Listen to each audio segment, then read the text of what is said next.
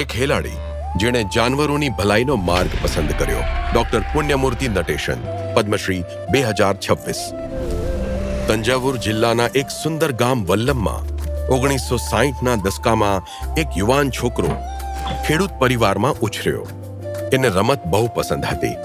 Athletics અને હોકીના star ખેલાડી બનવું એનું સપનું હતું। એના પરિવારમાં કોલેજમાં જનારા તેઓ પહેલા સભ્ય હતા।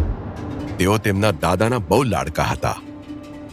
કોલેજમાં ભણવા માટે જ્યારે હું મારા દાદાજી પાસે આશીર્વાદ લેવા ગયો ત્યારે એમણે કહ્યું, કંઈક એવું શીખ કે જે ખેડૂતોને કામ લાગે। એ મારા જીવનનો નિર્ણાયક વળાંક હતો। ત્યારે હું માત્ર બીએસસી એગ્રીકલ્ચર વિશે જાણતો હતો। મને વેટરીનરી સાયન્સ વિશે જાણકારી નહોતી। મારા મિત્ર અને સહાધ્યાયી વીર પાંડિયને આ વિશે પરિચય કરાવ્યો। યુવા પુણ્યમૂર્તિ 70ના દાયકાના મધ્યમાં મદ્રાસ વેટરીનરી કોલેજ પહોંચ્યા। તેઓ ભણવામાં તો હોશિયાર હતા જ, સાથે સાથે તેઓ લગાતાર 2 વર્ષ સુધી કોલેજ એથ્લેટિક્સ ચેમ્પિયન પણ રહ્યા। થોડા વર્ષો પછી તેઓ ઈરોડના કૃષિ વિજ્ઞાન કેન્દ્રમાં કાર્યરત થયા। ત્યાં બનેલી એક ઘટનાએ એમની વિચારસરણીને નવી દિશા આપી। હું ઈરોડમાં એક યુગલ દ્વારા ચલાવાઈ રહેલા પોલ્ટ્રી ફાર્મમાં ગયો। મરઘીઓ સ્વસ્થ દેખાતી હતી અને બરાબર ખાતી હતી, છતાં ઈંડા નહોતી આપી શકતી।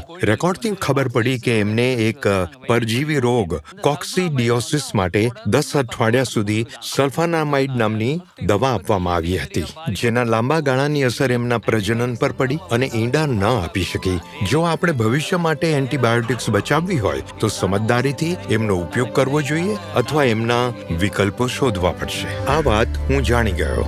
વનસ્પતિના ઔષધીય ગુણોની જાણકારી હોવાથી ડોક્ટર પુણ્યમૂર્તિએ પશુ રોગોના ઉપચાર અને એને રોકવા માટે ઔષધીય વનસ્પતિનો ઉપયોગ કર્યો। આ રીતે એમણે પ્રાકૃતિક તત્વો આધારિત એક પશુ ચિકિત્સા પદ્ધતિ એથ્નોવેટરીનરીને વિકસિત અને પ્રમાણિત કરી। પશુપાલકો માટે માસ્ટાઇટિસ એક ગંભીર અને મોંઘી બીમારી છે। એના ઉપચાર માટે 1 ચમચી એલોવેરા, 2 મુઠ્ઠી હળદર અને થોડો ચૂનો ભેળવીને બીજી દવાઓ વગર આ બીમારીનો સફળ ઉપચાર કરી શકાય છે। આ પારંપરિક સિદ્ધ આધારિત ઉપચારની અસર બતાવે છે।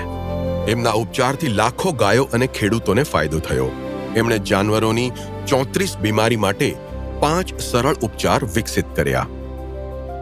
એક જવાબદાર પશુ ચિકિત્સક તરીકે સ્વસ્થ દૂધ, ઈંડા અને માંસ આપવા જેટલા જરૂરી છે એટલા જ જરૂરી ગાયોના સ્વસ્થ ગોબર અને મૂત્ર પણ છે, જેથી માટીનું સ્વાસ્થ્ય કાયમ રાખી શકાય। ભવિષ્ય માટે એન્ટીબાયોટિક્સ બચાવવા અમે એથ્નોવેટરીનરી ચિકિત્સા વાપરીએ છીએ। ડોક્ટર પુણ્યમૂર્તિની બધી જ શોધો બધા માટે નિઃશુલ્ક છે।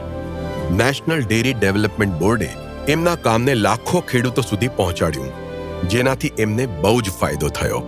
હું હૃદયથી એક ખેલાડી છું, એટલે મારા બધા કામ હું પ્રેમથી કરું છું। ડોક્ટર પુણ્યમૂર્તિ નટેશન, પદ્મશ્રી 2026।